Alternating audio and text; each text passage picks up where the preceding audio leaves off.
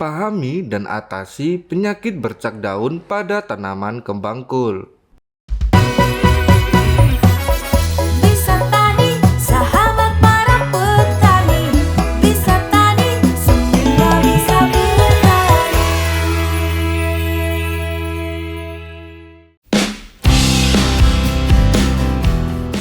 Halo Sobat Bisa Tani, jumpa lagi di channel Bisa Tani. Semua bisa bertani. Sebelum menonton video ini, jangan lupa like dan subscribe biar tidak ketinggalan info terbaru seputar dunia pertanian lainnya.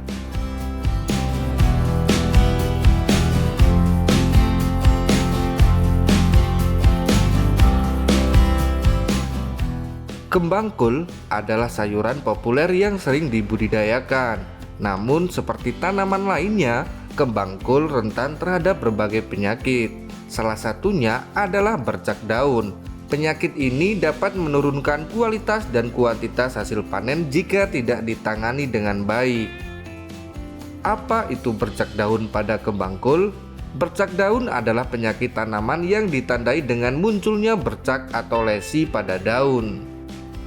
Pada tanaman kembang kol, bercak ini bisa disebabkan oleh beberapa jenis patogen, baik jamur maupun bakteri.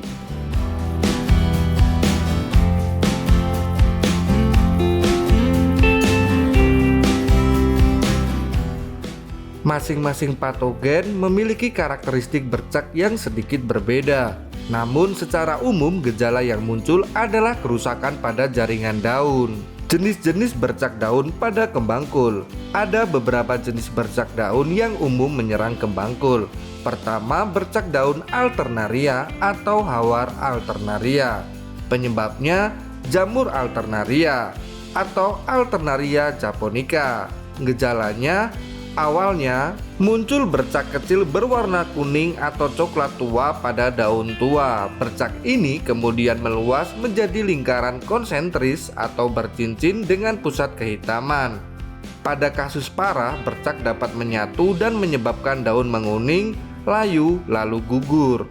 Jamur ini juga dapat menyerang tangkai bunga dan kepala kembang kol. Kondisi ideal, suhu hangat dan kelembapan tinggi. Penyebarannya melalui spora yang terbawa angin, percikan air, atau alat pertanian yang terkontaminasi.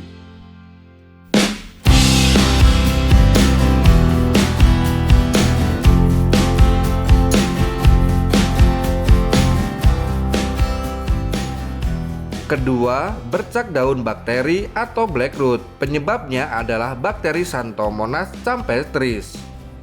Gejalanya dimulai dari tepi daun, muncul bercak berbentuk V berwarna kuning kecoklatan yang mengarah ke bagian tengah daun. Pembuluh daun di daerah yang terinfeksi akan menghitam. Pada kasus lanjut, seluruh daun bisa menguning, layu, dan mati. Kondisi ideal, suhu hangat dan kondisi basah atau lembab. Penyebarannya melalui benih yang terinfeksi, sisa tanaman sakit, atau percikan air.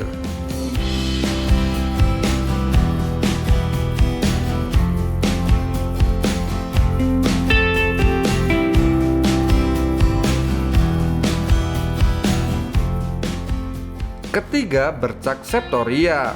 Penyebabnya adalah jamur Septoria apicola. Gejalanya bercak kecil bulat berwarna coklat pucat dengan titik-titik hitam kecil atau pycnidia di tengahnya.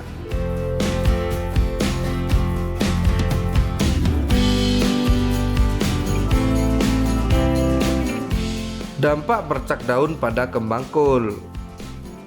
Penurunan fotosintesis. Bercak merusak jaringan daun, mengurangi area yang mampu melakukan fotosintesis, sehingga pertumbuhan tanaman terhambat. Penurunan kualitas dan kuantitas hasil panen. Kepala kembang kol dapat menjadi kecil, cacat, atau bahkan tidak terbentuk sempurna. Peningkatan kerentanan. Tanaman yang lemah akibat bercak daun lebih rentan terhadap serangan hama dan penyakit lain. Kerugian ekonomi. Petani dapat mengalami kerugian besar akibat panen yang gagal atau harga jual yang rendah. Pengendalian bercak daun pada kembang kol. Pengendalian bercak daun memerlukan pendekatan terpadu meliputi kultur teknis atau praktik pertanian yang baik, Gunakan benih yang sehat, pastikan benih berasal dari sumber terpercaya dan bebas patogen.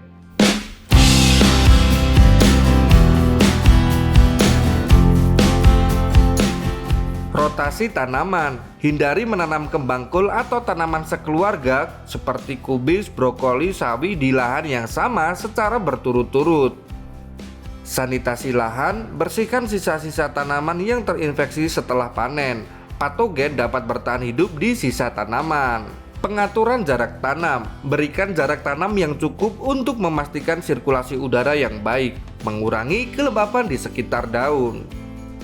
Pengelolaan air, hindari penyiraman berlebihan terutama pada sore hari untuk mengurangi kelembapan daun di malam hari.